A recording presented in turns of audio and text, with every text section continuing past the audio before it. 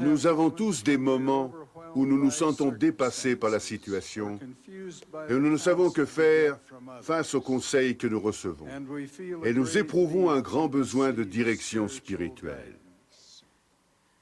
Certains jours difficiles, il peut même nous arriver de penser que Dieu nous a oubliés.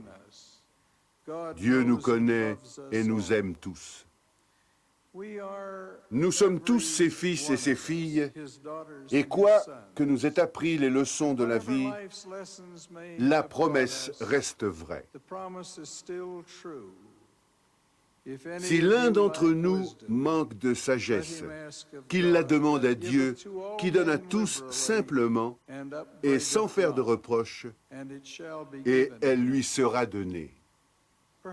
Il n'y a peut-être rien de plus rassurant dans la vie que cette promesse d'assistance et de direction spirituelle divine dans les moments de besoin.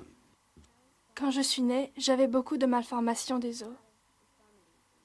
Quand j'avais 2 ans, on croyait que je n'avais pas d'omoplate, mais on l'a trouvée plus tard, du côté du cou. Quand j'ai eu 10 ans, les médecins ont dit qu'il était nécessaire que je subisse une fusion spinale. Cela était très douloureux. Parfois, dans mon lit d'hôpital, quand je souffrais beaucoup, je me demandais « Pourquoi moi? Pourquoi faut-il que je supporte tout ça ?» Alors, je réfléchissais un peu à ma situation. Et je ressentais un très bon esprit. Et cela m'aidait à comprendre un peu mieux que notre Père Céleste m'a choisi.